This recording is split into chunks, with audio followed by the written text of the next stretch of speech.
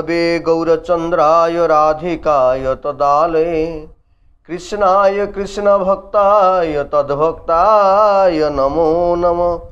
सर्वप्रथमे मध्य गुरुपाद पद्म शिल भक्ति कुमुद संत गोस्वामी महाराजंकर श्री चरण कमल रे ए दास कोटि पूर्वक दंडवत प्रणति ज्ञापन करुछि। अहेतुक कृपा आशीर्वाद भिक्षा करुछि तथा समस्त सज्जन आपण मानंकु यथायोग्य अभिवादन। आज आमे माने श्रवण करिबा भागवतमर सप्तम स्कंदर कथा श्री प्रहलाद महाराजंकर चरितावली। राजस्व यज्ञ चली इंद्रप्रस्थ रे देवर्षि नारद पहुँचि एवं सेठारे युधिष्ठिर महाराज प्रश्न करिसंती, हे देवर्षि आपण कृपापूर्वक मते भागवत संबंधी ज्ञान प्रदान करंतु। भागवतमर कथा को कहवा को जाई सप्तम स्कंदरे प्रवेश करिसंती नारद मुनि कहउचंती प्रहलादंकर चरितावली। एई चरितावली रे कहउचंती भगवान कर गोटे वाक्य को ना भगवान कौन कहिले, जथा देवेषु वेदेषु गोषु विप्रेषु साधुषु धर्मे मयि च विद्वेष सभा आसु विनश्यति। अर्थ जेतेबेले कौनसी व्यक्ति जेते पराक्रमी हेई थाउ ना कहीं जदि सी देवेषु भगवान कर प्रतिनिधि स्वरूप देवता मानकर विरोधी हुए बा विद्वेष हुए बा वेदेषु समस्त शास्त्र मूल आधार वेद प्रति सी विद्वेषी हो जाए, गोषु गाभी मानक प्रति विद्वेषी हो जाए, विप्रेषु ब्राह्मण मानक प्रति विद्वेषी हो जाए एवं साधु मानक प्रति विद्वेष हो जाए तथा धर्म बा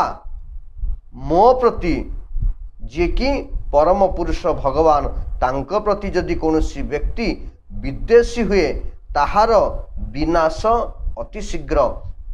एई कथा को साक्षात श्रीहरि प्रकट करुछंती समस्त साधु देवता मानकु आश्वासन दी।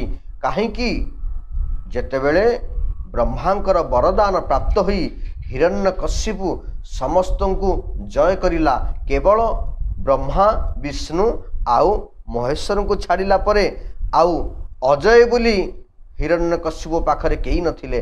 बिना युद्धरे से समस्त जय करिथिला। जेतेबेले इंद्रपुर रे पहुँचिले तांको भयरे इंद्र सिंहासन छाड़ी पलायन करिथिले। तांको भयरे 10 दिगपाल तांको इच्छा अनुजाई पाणीपाग प्रदान करती। तांको इच्छा अनुजाई कौनसी ऋतु हेतु को छाड़ी 12 मास जाक गछलता आदि पुष्प फल प्रदान करती एवं समुद्र नदी मानक द्वारा ता गर्भरु जात समस्त अमूल्य मणि रत्न को आदि प्रदान करी जाए।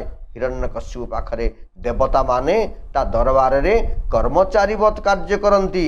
तो यही प्रबल प्रतापी हिरण्यकशिपु धीरे धीरे साधु मानक मध्य से छाड़िलानी। साधु माने जो यज्ञ करुथिले से यज्ञर अंश को से देवता को प्रदान करती, मात्र हिरण्यकशिपु ताहा करिबा को देनी। से समस्त अंश को छड़े आने आउ ब्राह्मण मान को मध्य कष्ट दियंती तथा गाभी मान को मध्य कष्ट देले एवं देवता मान को तो अतीब निर्यातना देले। तो यही सब निर्यातना सह्य करि न पारी साधु माने उपनीत हेले समुद्र वक्षरे समुद्र कूलरे उपनीत ही अखिया अपिया भगवान श्री हरि को प्रार्थना कले, हे गोलक बिहारी वैकुंठाधिपति आपण कृपा करंतु, आमको आशीष प्रदान करंतु, आमको अभय प्रदान करंतु।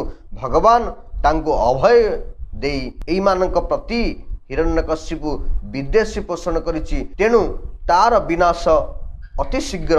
आउ गोटे कथा शुण, मोर सबु सहिबी, मोर भक्त को जे कष्ट दब मु केबे सहिबिनी। जेतेबेले मोर परम प्रिय भक्त तार पुत्र प्रहलाद जे कि शांत सुशील सौम्य धीर ताकू जेतेबेले सी सामान्य मात्र कष्ट दब ता प्रति जेतेबेले सी असद भाव आचरण करिवो मु अवश्य सेतेबेले अवतीर्ण होइकि ब्रह्मांकर वरदान सत्वे मु तार विनाश करिवि।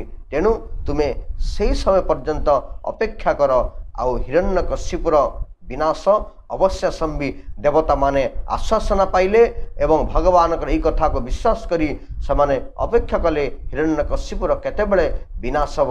तेणु हे सज्जन आगामी समय रे आमे माने श्रवण करिवा। पचारुछंती युधिष्ठिर महाराज नारद को कहले ए जो प्रहलाद महाराज तो प्रहलाद तो शांत सुशील एवं सौम्य थिले भगवान परम भक्त थिले। हिरण्यकशिपु कहीं एभली अश्वे आचरण कले तांकु बैरी कले तो से विषय मते पुंखानुपुंख भाव में कहतु। नारद मुनि विस्तारित भाव में प्रहलाद लीला को वर्णना करेंगे। आमे माने ई कथा को आगामी अध्याय रे श्रवण करिबा। सेतेबेले पर्यंत विदाय। जय जगन्नाथ।